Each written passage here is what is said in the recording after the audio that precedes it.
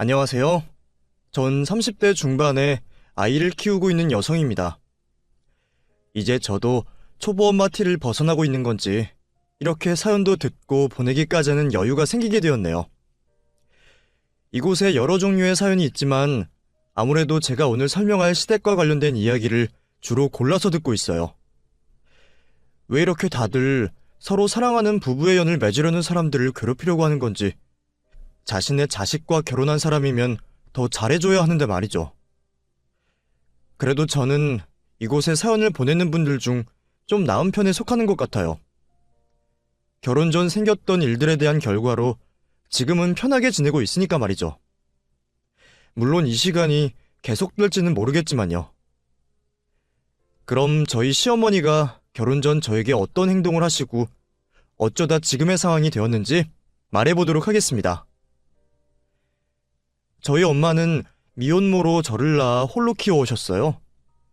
결혼을 약속했던 남자가 임신 소식을 듣고서는 자취를 감춰버렸거든요. 그런 탓에 전 아주 어릴 때부터 아빠라는 존재에 대한 부재를 가지고 자라게 되었죠. 엄마 혼자 아이를 돌보며 생활비까지 벌어야 했으니 형편이 넉넉하진 않았습니다. 그렇다고 아주 못 살 정도는 아니었지만 돈이라는 것에 눈치를 볼 수밖에 없었죠. 그래도 우리 두 모녀 서로를 의지하며 행복하게 살아가고 있었어요. 전 엄마와 단둘이 지내는 우리 집이 좋았고 생활에도 만족을 하고 있었습니다. 그런데 제가 초등학교 5학년이 되었을 때 엄마가 저에게 소개를 시켜줄 사람이 있다며 한 음식점으로 데려가셨죠. 그곳에 한 남성분이 앉아 계셨습니다. 엄마가 혼자서 저를 키우고 있으시다 보니 가끔 엄마의 회사 동료들이 있는 자리에 껴서 밥을 먹은 적이 있었어요. 그래서 그날도 아저씨를 엄마의 회사 동료 정도로 생각을 했죠. 저에게 다정하게 대해주시는 아저씨의 행동이 낯설어 낯가림을 하고 있었습니다. 그런데 엄마가 그 아저씨를 보며 제 아빠가 되어줄 사람이라고 말을 하더라고요. 두 분이 결혼을 할 거라는 말이었습니다. 저에게 어떤 언급도 없이 대뜸 아빠가 될 사람이라고 소개시켜주고 결혼을 혼자서 결정한 엄마에게 화가 났어요. 그런 이유로 새아빠라는 사람도 이유 없이 싫기만 했죠. 엄마와 새아빠는 어린 제가 낯가림을 한다고 생각했지만 전 혼자서 두 분에 대한 원망을 하고 있었습니다.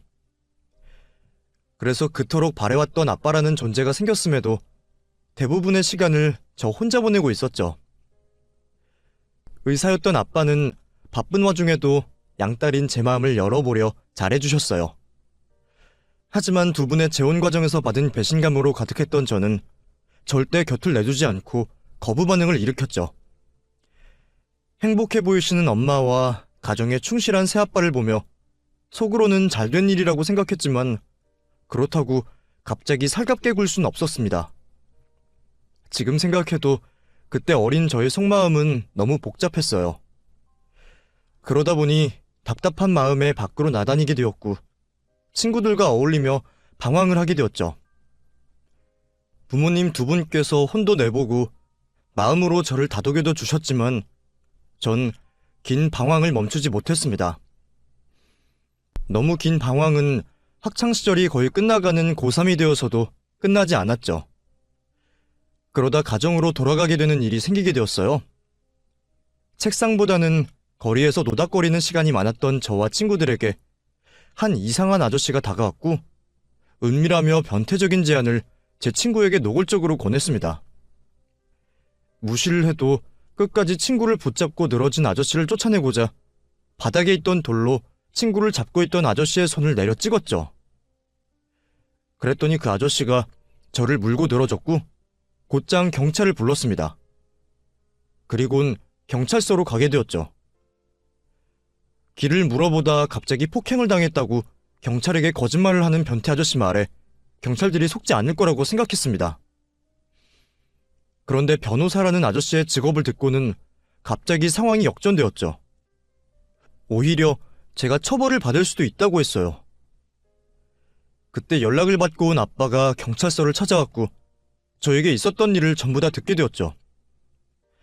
아빠는 제가 한 일을 믿어주셨지만 저를 위해서 그 변태 쓰레기 같은 남자에게 무릎을 꿇으셨습니다. 그리고는 선처를 해달라며 손을 비셨죠. 그 모습을 보고 전 제가 얼마나 큰 잘못을 저지르고 있었는지 깨닫게 되었습니다. 그렇게 아빠께서 한 행동 덕분에 저는 훈방조치가 되었죠. 그날 이후 새아빠와 엄마에게 용서를 구하게 되었습니다.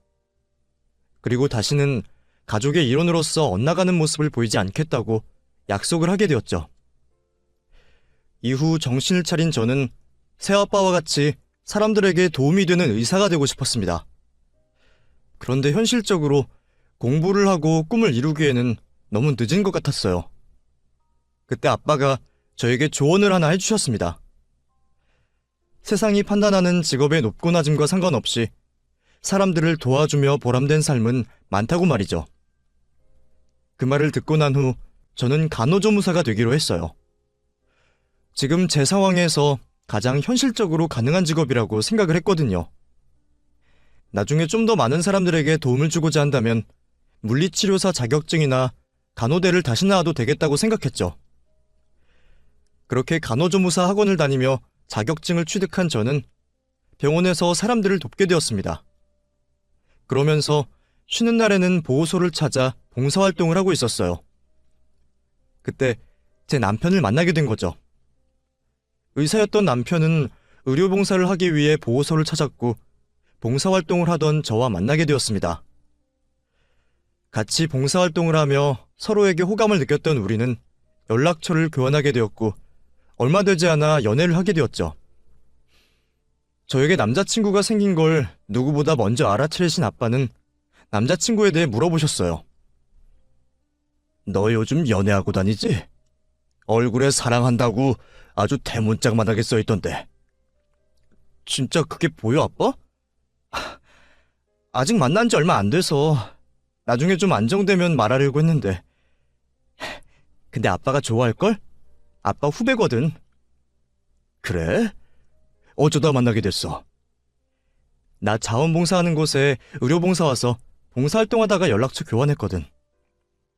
좋은 사람이야? 그럼 얼마나 자상하고 착한데.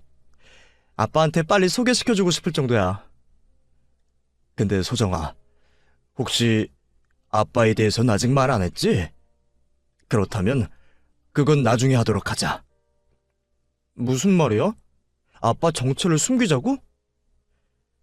네 남자친구도 내가 학교 선배이고 일적으로 관련되어 있으니 불편할 수밖에 없지 않니? 괜히 우리 두 사람 관계가 알려지면 다른 사람들도 불편하고. 아빠는 자신의 정체를 비밀로 하자고 말씀하셨어요. 생각해본 적이 없었는데 아빠가 말씀하시는 걸 듣고 보니 그 편이 나을 것 같다고 생각이 들었죠. 그렇게 남자친구에게는 아빠가 평범한 회사원이라 설명을 하게 되었습니다. 그런 것들이 저희 두 사람 만남에 중요하지 않았지만 말이에요. 그렇게 남자친구와 저는 2년이라는 시간 동안 만남을 이어가게 되었습니다. 남자친구와의 연애는 행복한 나날들의 연속이었습니다. 서로 근무하는 병원도 일하는 시간도 제각기 다르다 보니 평범한 연인들처럼 자주 만날 순 없었지만 서로에게 확실한 믿음을 줄 수 있는 만남을 이어오고 있었어요. 직업도 같은 분야에 있다 보니 100%로는 아니더라도 서로가 가진 고충과 고민을 10분 이해할 수 있었고 서로에게 힘이 되어줄 수 있었죠. 그런 나날들이 계속될 줄로만 알았어요. 그분이 나타나기 전까지만 해도 말이죠. 남자친구의 휴무에 맞춰 휴무를 냈던 저는 데이트를 하기로 한 약속 장소로 이동 중이었습니다. 그런데 남자친구가 아침 인사 후 연락이 되지 않더라고요. 처음에는 씻고 준비하느라 연락이 안 되나 싶었는데 그 시간을 훌쩍 넘었는데도 답장이 없었죠. 또 잠이 들었나 싶었습니다. 이전에도 이런 일이 몇 번 있었거든요. 힘든 병원 일을 마치고 그동안 쌓여있던 피곤함을 풀지 못한 채 다음날 아침부터 일찍 일어나 데이트를 하려다 보니 다시 침대에서 잠든 일이 많았습니다. 그런 남자친구를 말려보기도 했어요. 그럴 때마다 남자친구는 괜찮다며 오전부터 데이트를 하기 원했습니다. 제가 데이트에 너무 강박을 가지지 말라고 해도 일주일 또는 2주일에 한 번 하는 데이트 시간에 1분 1초가 아깝다면서 말이죠. 남자친구가 얼마나 피곤한지 알고 있었기 때문에 이런 일이 종종 있어도 화를 낸 적 없었고 오히려 피곤해하는 남자친구가 안쓰러웠어요. 그래서 이렇게 남자친구가 데이트를 하는 날 연락이 없을 때면 남자친구 집으로 가 남자친구가 피곤함을 조금이라도 덮을 수 있을 때까지 깨우지 않고 옆에서 있어줬습니다. 그날도 역시나 답장이 없는 남자친구가 잠든 것이라 생각하고 남자친구가 혼자 살고 있는 집으로 향하게 되었죠. 남자친구가 깨지 않게 조심스럽게 현관문 비밀번호를 열고 들어가려는데 안쪽에서 문이 덜컥하며 열렸습니다. 그리곤 남자친구가 문을 열어주고 있었죠. 준비를 한 모습을 보니 침대에서는 진작에 일어난 것 같았어요. 그런데 저를 보고 당황한 남자친구는 목소리를 낮추며 저를 급히 건물 밖으로 내보내려고 했죠. 일어나 있었네? 답장이 없길래 아직도 자고 있는 줄 알고 찾아왔는데 왜 답장이 없었어? 내가 메시지 보냈는데 전송이 안 되었나 보다. 미안해. 내가 갑자기 일이 생겨서 그러니까 우리 데이트 다음번에 하자. 우선 그냥 돌아가. 무슨 일인지는 내가 조금 있다가 말해줄게. 다급해하는 남자친구를 보며 이상하다고 느꼈지만 남자친구가 그렇다고 하니 집으로 돌아가려고 했습니다. 그때 집 안쪽에서 처음 듣는 목소리가 들려왔어요. 목소리가 들려오는 집 안쪽을 보니 남자친구와 닮은 분이 서 계셨습니다. 한눈에 알아볼 수 있었죠. 그분께서 남자친구의 어머님이라는 사실을요. 제가 알지 못했다고 하나 남자친구 어머님이 계시는 집에 허락도 없이 내 집처럼 비밀번호를 누르고 들어오려 했던 게 제 잘못이라는 걸 알았습니다. 어머님께 곧바로 인사를 드리며 죄송하다고 말씀을 드렸죠. 혜준아, 잠깐만. 누군데 가족도 아닌 사람이 비밀번호를 누르고 집 안으로 들어오려고 하니? 아가씨 우리 혜준이랑 어떤 사이예요? 처음 뵙겠습니다, 어머님. 저 혜준 씨와 만나고 있는 김소정이라고 합니다. 그리고 방금 전 허락도 없이 집을 들어오려고 했던 행동 죄송합니다. 오늘 같이 쉬는 날이라 데이트를 하기로 했는데 혜준 씨가 연락이 안 되어서요. 그래도 혼자 사는 집에 아무렇게나 들어오면 안 되는 거였는데 죄송합니다. 혜준이랑 같은 쪽에서 일하나 보네? 난 우리 혜준이한테 들은 얘기가 없어서 누군가 했지. 그렇게 밖에 서 있지 말고 우선 들어와서 앉아요. 어쩌다 보니 남자친구 어머님께 인사를 드리는 자리가 만들어졌습니다. 예상하지 못한 상황이었지만 언젠가 한 번은 있을 일이었으니 당황하지 않고 어머님께 최대한 잘 보이려고 했죠. 좀 전에 한 실수가 있어 더 잘 보이려 했어요. 우리 혜준이랑 얼마나 만났어요? 혜준 씨와 만난 지는 2년 정도 되었습니다. 2년? 그런데 우리 혜준이 집에 들어오는 게 한두 번이 아닌가 봐요? 혜준 씨가 피곤해서 데이트를 하기로 한 날 침대에서 못 일어난 적이 많아서요. 그럴 때면 제가 일어날 때까지 곁에 있곤 하거든요. 서로 쉬는 날도 들쭉날쭉하고 병원 일이 바쁠 때는 잘 만나질 못해서 모처럼 있는 데이트 날에는 최대한 같이 있으려고 해서요. 제가 더 조심을 했어야 했는데 죄송합니다. 마음에 들지 않는 대답이라는 걸 알았지만 어머님 앞에서 거짓말을 할 수 없어 솔직하게 말하게 되었습니다. 제가 나쁜 짓을 한 건 아니지만 어머님 입장에서는 잘못된 행동일 수 있으니 잘못도 구했죠. 그런데 어머님께서 제 예상과 다른 반응을 보이셨어요. 그런 거 가지고 뭘 그렇게까지 말하고 그래요. 얼마나 보기 좋아. 서로 병원 일로 피곤한 와중에 잠깐이라도 더 붙어 있으려는 거. 나도 사랑해본 사람인데 그 마음 모르는 것도 아니고 오히려 보기가 좋구만 뭘. 다행이라고 생각하고 있었는데 어머님께서 저에 대해 뭔가를 오해를 하고 계신 것 같았습니다. 제가 말한 병원 일을 가지고 저도 남자친구처럼 의사라고 생각을 하시는 것 같았죠.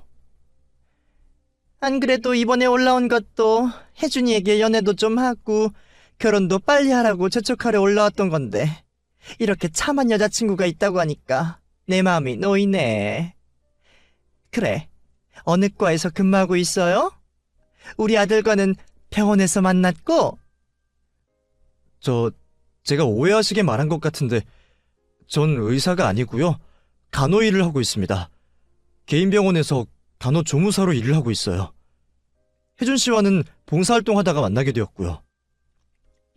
잠깐만, 간호조무사? 간호사도 아니고? 제가 의사가 아니라는 걸 아시고는 어머님께서 태도가 확 바뀌셨어요. 아까 온화하게 말씀하시던 모습은 온데간데 없어지고 매섭게 저에 대한 호구 조사를 하셨죠. 그러면 아버님이나 어머님은 뭘 하시고? 두 분 모두 평범하게 직장 다니고 계십니다. 평범하게? 그러면 집에 가진 재산은 좀 있고? 재산은 제가 잘 모르지만 부족하지 않으신 걸로 알고 있고요. 집에서는 우리 아들과 연애하는 걸 가지고 엄청나게 좋아하시겠네. 뭘 물어봐도 다 평범하다고 하는데 그런 집 딸이 의사나 되는 남자친구를 만나고 있으니 더 물어볼 것도 없겠네. 나는 더 이상 볼 일이 없으니 그만 가봐.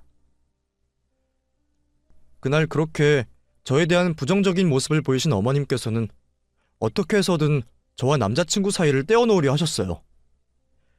그날 만남이 있고 난 뒤 곧바로 이런 일이 있었죠. 병원에서 퇴근을 한 저는 저녁을 먹을 준비를 하고 있었습니다. 그때 초인종이 울리며 누군가 찾아왔죠. 바로 어머님이셨어요. 어떻게 알아내신 건지 제가 자취를 하는 집까지 오셨죠. 어머님, 저희 집은 어떻게 하시고 찾아오셨어요? 왜? 내가 찾아오는 게 싫으니? 그냥 네가 혼자 산다고 하니까 어떻게 살고 있나 구경 좀 하려고 왔다. 그런데 너는 어른을 이렇게 밖에 계속 세워둘 생각이냐? 죄송합니다. 들어오세요. 어머님께서는 집 안으로 들어오시면서 아주 작게 혼잣말을 하셨습니다. 어제 오늘 잠깐인데 어떻게 된 게 마음에 드는 구석이 하나도 없어. 그런 말을 듣게 되니 무슨 용무로 찾아오셨는지 이야기를 듣기도 전에 기가 죽어있을 수밖에 없었습니다. 저녁 먹으라고 했니? 네, 그런데 괜찮습니다. 말씀 다 듣고 나서 먹어도 되어서요. 아니다. 잘 됐네. 방금 전까지 반찬을 하고 있었던 것 같은데 이왕 이렇게 온 거 확인이나 한 번 더 하자. 너 네가 먹는 반찬은 직접 하니? 밥은 더 있고. 어머님께서 말씀을 하시지 않았지만 제 음식 솜씨를 확인하시려는 듯 보였습니다. 평소 쉬는 날이 일정하지 않아 집에 있는 시간이 많았던 저는 요리에 관심이 많았고 이번 일로 밉보였던 어머님께 점수를 딸 수 있을 거라고 생각했죠. 그렇게 불편하지만 어머님과 식사 자리를 같이 하게 되었어요. 그런데 어머님께서 말이 될 수가 없는 트집을 잡으시며 제게 짜증을 내시더라고요. 이게 사람 먹는 반찬이야, 소태야. 너 왜 이렇게 반찬을 짜게 하니? 네? 그럴 리가 없는데요? 제가 원래 소금 간을 거의 하지 않거든요. 무슨 소리 하는 거니? 상에 올려진 반찬이며 요리며 하나같이 소태덩어리 같은데. 전문 의료인은 아니더라도 나름 간호조무사라는 애가 무슨 음식을 이렇게 짜게 하니? 짜게 먹는 게 사람 몸을 얼마나 망치는지 몰라서 이러니? 너 우리 혜준이에게 음식 해준 적 있어 없어? 우리 혜준이 몸을 얼마나 버린 거야? 어휴, 정말 속상해. 분명히 어머님께서 제가 마음에 안 들다는 이유로 거짓말을 하시는 것 같았습니다. 제가 만드는 음식이 짤 수가 없었거든요. 엄마가 아빠와 재혼을 한 뒤로는 아빠의 식성에 맞춰 소금 간을 거의 하지 않는 식단으로 바꿨고 저도 언 20년 넘게 집밥을 먹다 보니 입맛이 그렇게 맞춰질 수밖에 없었죠. 그래도 혹시나 싶어 여러 번 제가 한 음식들을 다시 맛봤지만 싱거우면 싱거웠지 짜지는 않았습니다.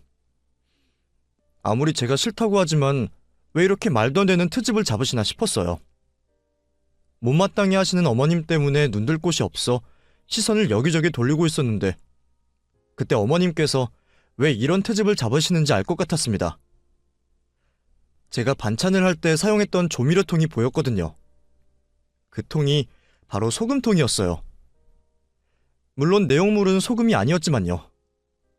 그 통은 같이 일하던 동료가 마늘을 직접 말려 분말 형태로 만들었다면서 저에게 건네주었던 것이었습니다.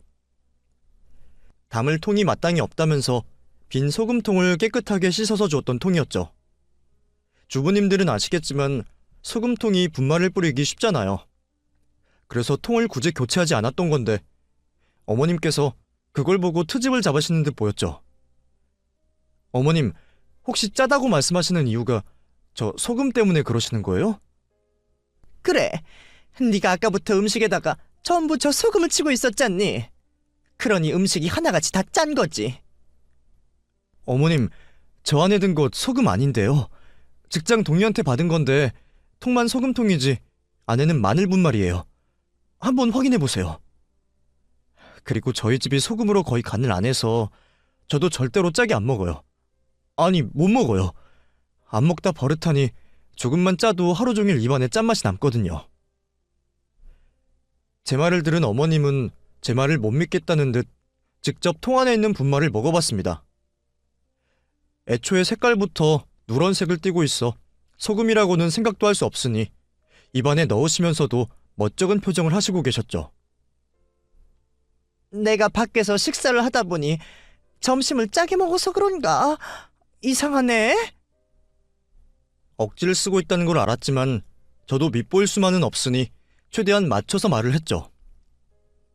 밖에서 먹는 음식들이 대부분 너무 짜긴 하죠. 어머님께서도 싱겁게 드시는 것 같은데 나중에 연락 주시고 오시면 제가 더 나은 상으로 차려서 대접해드릴게요. 그래, 고맙구나. 하지만 그 후에도 어머님께서는 제가 살고 있는 집 구석구석을 뜯어보시면서 흠잡을 데가 없나 찾고 계셨죠. 어머님께서 억지로라도 트집을 잡을 작정을 하고 오셨다는 걸 알았던 저는 정신을 똑바로 차리고 어머님을 예의주시했어요. 그리고 뭐라도 지적을 하시려고 할 때면 먼저 왜 그렇게 하고 있는지 설명을 하곤 했죠. 다행히 어제 남자친구 집에서 그 일을 겪고 돌아온 뒤 복잡한 마음을 정리하려고 집 청소를 해놓은 상황이라 어머님께 책 잡힐 일이 없었습니다. 어머님께서는 오히려 괜한 트집을 잡을 게 없자 당황을 하셨고 저희 집 현관을 나설 때까지 어떻게든 하나라도 트집을 잡아보려 시선을 거두지 못하셨죠. 그렇게 또 한 번의 고비를 넘기게 되었습니다. 무탈하게 잘 넘어간 것 같아 안도감이 들었지만 역시나 기분이 좋진 않았습니다. 매번 어머님을 뵐 때마다 이렇게 긴장을 하고 해명을 해야 될 수도 있다는 게 너무 힘들 것 같았죠. 우울해져 있는 저에게 어떻게 알았는지 남자친구가 연락이 왔어요. 그리고 처져 있는 제 목소리를 듣고 어머님을 만난 걸 알아차렸죠. 곧바로 저를 위로해주는 남자친구 덕분에 그래도 금방 우울하고 기분 나쁜 마음을 풀 수 있었어요. 그 뒤로도 비슷한 일이 여러 번 있었지만 잘 넘어갈 수 있었고 남자친구도 최선을 다해 어머님이 저를 괴롭히지 못하시게 자신이 할 수 있는 최선을 다했습니다. 그래서 조금 괴롭지만 잘 버틸 수 있었던 것 같아요. 그런데 몇 달 뒤 그런 저에게도 더는 참지 못할 상황이 생기게 되었죠. 바쁜 병원 업무로 인해 남자친구는 며칠째 집으로 퇴근을 못하고 병원에서 생활을 하고 있었습니다. 그런 남자친구가 안쓰러웠던 저는 도시락과 손편지를 준비해서 병원으로 찾아가게 되었죠. 그런데 병원 건물로 들어가기 전 병원 관계자분들이 말씀하시는 걸 우연히 듣게 되었어요. 남자친구의 이름이 언급이 되니 자연스럽게 귀가 갈 수밖에 없었죠. 아까 봤어? 이혜준 선생님 어머님께서 최민정 선생님한테 하는 거. 두 분이 친하다고 하지만 그래도 예쁘다고 며느리 삼고 싶다고 말하는 건 좀 그렇지 않아? 그리고 이혜준 선생님은 여자친구도 있잖아. 혹시 헤어졌어? 아닐걸? 어제도 여자친구분 보고 보고 싶다고 말씀하시던데. 그냥 혜준쌤 어머님이 민정쌤 며느리 삼고 싶어하는 것 같아. 저번에도 이것저것 챙겨주시면서 민정쌤에게 엄청 잘해주시더라고. 민정쌤이 유혹하고 있는 남자친구 있다고 하는데 몸 떨어지면 마음도 떨어진다면서 계속 혜준쌤이랑 연결시켜주려고 하더라니까? 아직 혜준쌤이 어머님께서 어떻게 하고 다니시는지 모르는데 알게 되면 민정쌤이랑 혜준쌤만 남감하지. 두 분이 동기여서 이성적인 감정은 하나도 없는데. 그러게, 계속 저러시면 병원에 괜히 소문만 돌고 두 분 사이만 서먹하게 변할 텐데 큰일이네. 그 이야기를 듣자 갑자기 열이 확 올랐습니다. 인사를 드리지 않아 제 존재를 모르시는 것도 아니고 저와 남자친구 사이가 나쁘지도 않은데 다른 사람과 아들을 이어주시려고 하다니 이건 진짜 아니다 싶었죠. 이번에는 남자친구에게 받는 위로 가지고는 안 되겠다 싶었어요. 남자친구에게 사실을 알려주고 이런 일이 다시는 발생하지 않게 어머님께 확실하게 말씀을 드리려고 말하려 했죠. 남자친구를 만나기 전 진정을 해야 할 것 같아 앉아 있었습니다. 그런데 익숙한 실루엣이 보였죠. 어머님이었습니다. 옆에는 좀 전에 남자친구의 동기분이라는 분이신 것 같았고요. 도대체 무슨 말을 하고 있나 싶어서 가까이 가봤어요.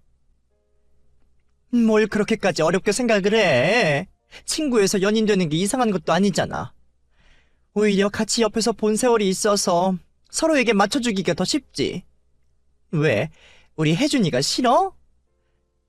어머님, 저번에도 말씀드렸지만 저 미국에 남자친구가 있어요. 한국 돌아오면 결혼할 생각까지 있고요. 혜준이도 여자친구 있잖아요. 아직도 많이 좋아하던데. 그리고 저 혜준이한테 이성적인 감정 느낀 적 없어요. 대학 때부터 같이 생활하다 보니 그냥 오빠나 동생으로만 느껴지고요. 저 좋게 봐주시는 건 감사한데 이러시지 마세요. 이러면 저 혜준이 못 봐요. 내가 보기에는 두 사람이 부부연을 맺으면 너무 좋을 것 같아서 그러지. 의사부부 얼마나 좋아. 그러지 말고 미국에 있는 남자친구가 돌아올 때까지만 만나보면서 생각해보는 게 어때? 누가 더 좋은 남자인지 비교하다 골라가도 되잖아. 어쩌면 저렇게 노골적으로 말을 하고 있는지 제가 얼굴이 화끈거릴 지경이었습니다. 남자친구의 동기분이 먼저 자리를 떠나시며 두 분 사이의 대화가 끝나게 되었지만 어머님께서는 자신의 뜻대로 되지 않는 상황이 아쉬운지 자리에 남아있었죠. 그런 어머니 앞에 제가 나서게 되었어요. 어머님, 방금 전에 무슨 의미로 말씀하신 거예요? 어머나 깜짝이야. 너가 여기 왜 있니? 그게 중요한 건 아닌 것 같은데요. 방금 전 두 분이 나누시는 대화 전부 들었는데요. 왜 그런 말씀하세요? 제가 혜준 씨랑 헤어진 것도 아닌데. 다 들었다고 하니 솔직히 말하마. 나는 네가 영 마음에 들지 않아. 의사인 남편에 간호조무사인 아내. 이게 말이 된다고 생각하니? 내가 겨우 너 같은 애를 며느리로 들이려고 우리 혜준이를 그렇게 키운 줄 알아? 너도 양심이 있으면 네가 알아서 떠나줘야지. 그런 법이라도 있나요? 결혼이 사랑하는 사람끼리 하는 거지. 직업 맞춰서 결혼을 하는 거예요? 그래, 나는 그렇게 해야 한다고 본다. 너처럼 우리 아들에게 한참 모자른 여자는 내 아들 아내, 내 며느리 될 수가 없어. 그러면 어머님께서는 아드님에게 어울리는 분이라고 생각되세요? 그렇게 급 따지시는 분이면 어머님께서도 혜준 씨에게 맞는 분이어야 하잖아요. 제 생각엔 저보다도 더 한참 안 맞으시는 것 같은데. 뭐? 너 지금 어른한테 무슨 말버릇이야? 저보다 나이 많은 사람에게 이렇게 하면 안 된다는 법이 있나요? 그리고 누가 먼저 사람을 이렇게 만들었는데요? 제가 얼마나 참을 수가 없으면 이렇게 하겠어요. 아무리 제가 마음에 안 든다고 해도 어떻게 이렇게 하실 수가 있으세요? 저 되바라진 년, 누구 앞에서 큰 소리야? 너같이 싸가지 없고 능력도 별 볼 일 없는 년이 내 아들과 연애하는 꼴도 못 보겠다. 당장 헤어져. 이제 저에게 자신의 생각을 숨기실 생각이 없는 어머님의 말을 듣자 저도 모르게 화를 내게 되었고 어머님과 실랑이를 벌이게 되었죠. 병원 안에 소란이 일어나자 저희를 알아본 병원 관계자로 인해 남자친구가 급히 내려오게 되었고 흥분해 있는 저를 데리고 밖으로 나갔어요. 어떻게 된 상황인지 모르지만 좀처럼 화를 내지 않는 저를 보곤 남자친구는 어머님 대신에 사과를 했고 저를 진정시키려고 했죠. 당장 진정이 되지 않았던 저는 남자친구를 뿌리친 채 집으로 가게 되었고요. 그날 이후 사건의 전말을 알게 된 남자친구가 매일 잘못을 했다며 연락이 왔습니다. 그런 일까지 겪고 남자친구와 만남을 이어가는 게 맞는 건가 싶어 헤어질까 고민도 했었죠. 이별 결심도 수차례 해봤지만 그게 쉽진 않았습니다. 마음을 아무리 모질게 먹으려고 해도 헤어지자는 말이 나오지 않았죠. 결국 남자친구가 어머님을 대신하는 사과를 받게 되었고 다시 만남을 이어가게 되었습니다. 그래도 그날의 사건으로 다행인 일이 있었어요. 남자친구가 어머님께 주의를 준 것도 있었지만 제가 성질을 내서 그런지 어머님께서 더는 저를 괴롭히지 않으셨죠. 그래서 한동안은 어머님을 잊고 남자친구와 다시 행복한 연애를 했던 것 같아요. 그런데 몸에 생긴 여러 변화들로 인해 다시 한번 큰일을 겪게 되었습니다. 예정된 날짜가 며칠이 지났는데 생리가 시작되지 않았거든요. 불안했던 저는 테스트기를 사와 검사를 하게 되었고 양성이라는 결과를 받게 되었죠. 아직 100% 확신을 할 수 없으니 산부인과를 찾아가게 되었고 그곳에서 임신이라는 결과를 받게 되었습니다. 분명 기뻐해야 하는 일인데 처음 겪는 일에 무섭고 당황스럽기만 하더라고요. 요즘에는 혼전 임신이 흔하다고 하지만 왠지 모르게 창피하기도 했고요.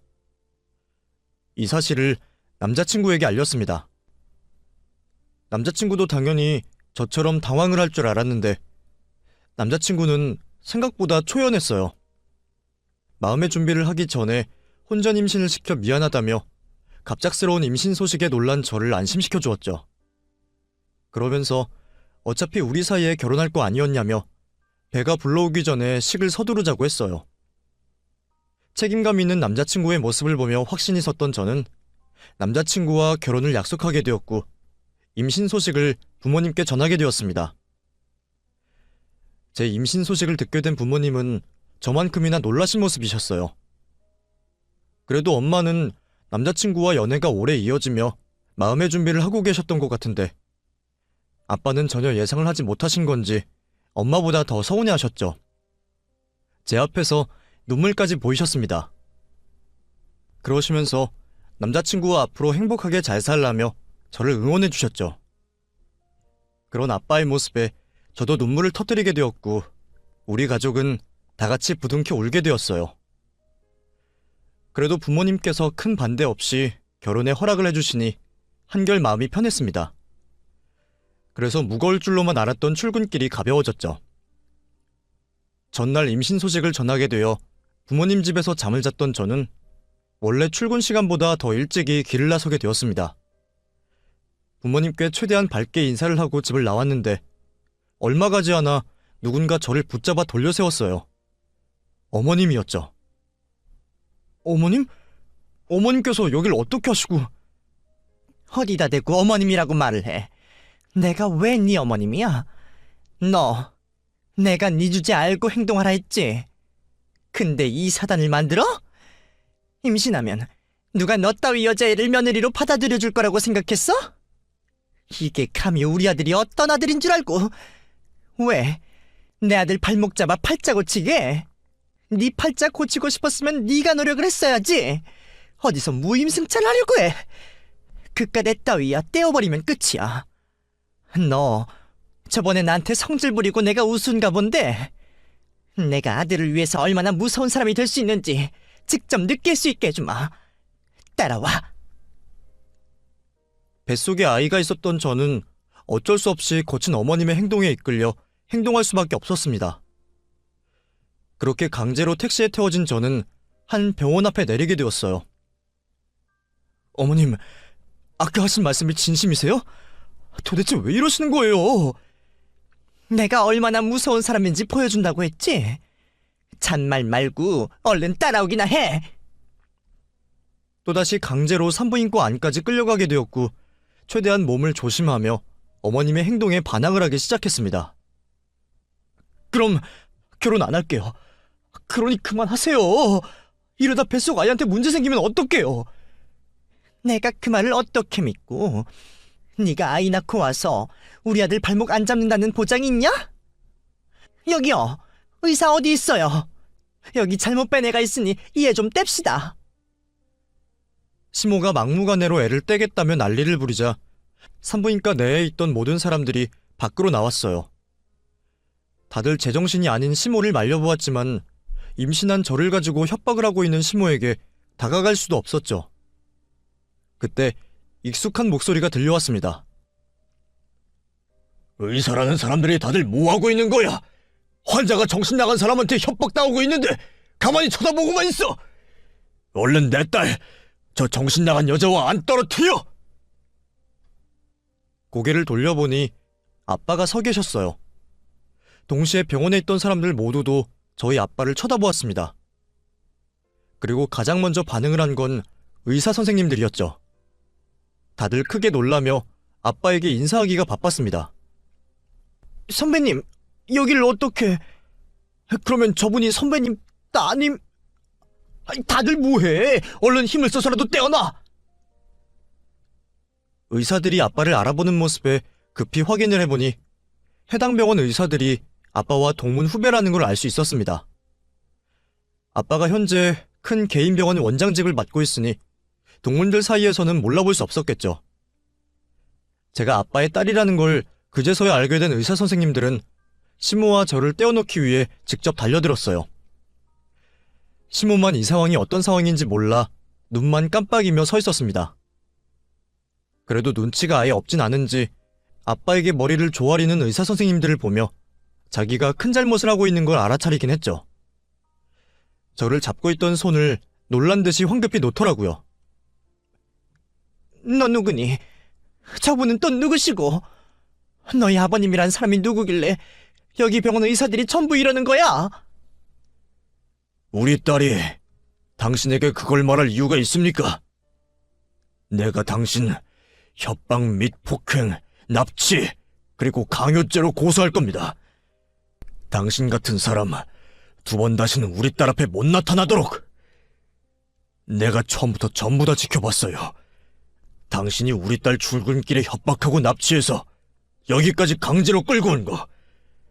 그리고 여기 병원에서 일어난 일은 나뿐만 아니라 여기 있는 사람들 전부가 당신이 우리 딸에게 한 행동 봤고요. 알고 보니 아빠는 제가 출근길을 나서는 걸 집에서 보고 계셨습니다. 그래서 제가 시모에게 붙잡히고 어쩔 수 없이 강제로 택시에 태워지는 것까지 보시게 된 거였죠. 허겁지겁 차를 몰고 저를 쫓아오셨던 아빠는 병원에서 시모가 하는 이야기를 듣고 저와 시모의 관계를 아시는 듯 했어요. 그게 어떻게 된 일이냐 하면, 그러니까 그게... 내가 지금 여기서 약속 하나 하죠. 당신이라는 사람이 제일 괴로워할 수 있는 벌을 내 손으로 꼭 내리겠다고. 방금 내가 누구냐고 물어봤죠. 나, 당신 아들이 나온 의대 선배이자 개인병원 원장직을 맡고 있는 사람입니다. 내가 당신 아들 의사면허 정지는 못 시켜도 앞날 정도는 막을 수 있다는 말이죠. 그뿐인 줄 압니까? 내가 있는 재산 다 쏟아붓더라도 가장 비싸고 좋은 변호사 선임해서 당신 아들에게 양육비, 정신적 손해배상까지 다 받아낼 거야. 당신은 아까 내가 말했던 죄에 대한 처벌은 처벌대로 받으면서 당신 아들이 20년 가까이 힘들어하는 꼴 봐야 할 거라고, 알아? 아이고 선생님, 제가 잘못했습니다. 제발 저희 아들만은 봐주세요. 우리 아들은 제가 이런 짓 한 줄 모르고 있습니다. 전부 다 제가 독단적으로 한 잘못이에요. 제가 못 배워 생각이 하도 짧아서 그러니 제발 용서해주세요. 우리 아들만은 제발 아무 일 없게 해주세요. 제가 이렇게 빌겠습니다. 내가 왜 그렇게 해줘야 합니까? 당신 눈에나 귀하고 잘난 아들인데. 아까 들어보니 내 딸이 어쩌고 어찌? 자, 하나씩 따져봅시다. 당신네 집안 얼마나 대단합니까? 꼭 경제적으로 말고도 말이죠. 없죠? 그러면 당신 아들 출세시켜줄 연줄이라도 있어요? 그것도 없을 거 아니에요. 그러면 집안도 연줄도 없는 별 볼 일 없는 일개 의사란 소린데 겨우 그 정도인 사람이 내 사윗감으로 눈에 찰 것 같아요? 지금 당장 우리 딸 소개시켜 줄 테니 줄 서라고 하면 내 앞으로 당신 아들보다 더 조건 좋은 의사들이 줄을 설 겁니다. 내 말이 거짓말 같아요? 그럴 것 같으면 여기 의사 선생님들께 물어보던가. 그런데 애들끼리 좋다고 하니까 그걸로 된 거라고 생각했는데 애를 떼고 며느리감으로 뭐가 어쩌고 어째? 이 정신 나간 여자야! 애들 사랑하는 게 먼저고 그 다음이 조건이지. 그 조건도 서로 흠만 아니면 되는 것 가지고 이런 짓을 벌여? 당신이 자초해서 벌인 일이니 앞으로 벌어지는 일 다 내 잘못이다 생각하고 지켜보세요. 어떤 일이 벌어지는지. 소정아, 가자. 이런 여자랑 무슨 말을 더 하겠니? 정말 납작하게 바닥에 붙어 고개도 들지 못하고 잘못을 비는 시모를 두고 아빠는 저를 데리고 병원에서 나왔습니다. 그리고 집으로 돌아가게 되었죠. 제가 다니고 있는 병원에는 아침에 갑작스러운 일이 생겨 출근을 못할 것 같다고 양해를 부탁드렸어요. 그렇게 집에서 놀란 마음을 달래게 되었고 부모님들도 제 곁을 지켜주며 제 마음을 다독여 주셨죠. 남자친구에게 전화가 걸려왔지만 지금 당장은 피하고 싶었습니다. 그때는 마음의 결정을 하고 말고 할 정신이 없었거든요. 그런데 그날 저녁 남자친구가 집으로 찾아왔어요. 시모와 함께 말이죠. 남자친구는 저희 부모님과 저에게 무릎을 꿇고 시모가 한 잘못과 일이 이렇게 벌어진 것에 대한 용서를 구해왔습니다. 시모 역시도 무릎을 꿇고 옆에서 빌었죠. 남자친구는 앞으로 이번 일과 같은 일이 절대로 없을 거라고 빌었고 시모 또한 무릎을 꿇고 눈물을 흘린 채 연신 아들의 말에 동의를 하며 고개를 흔들었습니다. 강경하시던 아빠는 제 눈치를 보며 어떻게 해야 할지 고민을 하시고 계셨어요. 전 아직 남자친구를 많이 사랑하고 있었기에 지금 하는 약속만 지켜진다면 결혼을 하고 싶었죠. 결국 그렇게 남자친구와 시모를 용서하게 되었고 우리는 결혼을 하게 되었습니다. 그래서 지금은 그 어떤 며느리보다 시댁을 마음 편히 다니고 있죠. 물론 결혼 전 약속했던 것들은 전부 다 지켜지고 있으면서 말이에요. 과거 제가 겪었던 일을 생각하면 아직도 어머님에게 화가 나지만 친정에 잘하는 남편과 이제는 그 일들을 미안해하시는 어머님을 보며 먼 과거의 일로 덮어두려고 해요. 딱 오늘까지만 말하고요. 이제 제 이야기가 끝이 났습니다. 마지막으로 할 말은 우리 가족 모두 아픈 데 없이 건강했으면 좋겠고 오랫동안 지금처럼 행복했으면 싶네요.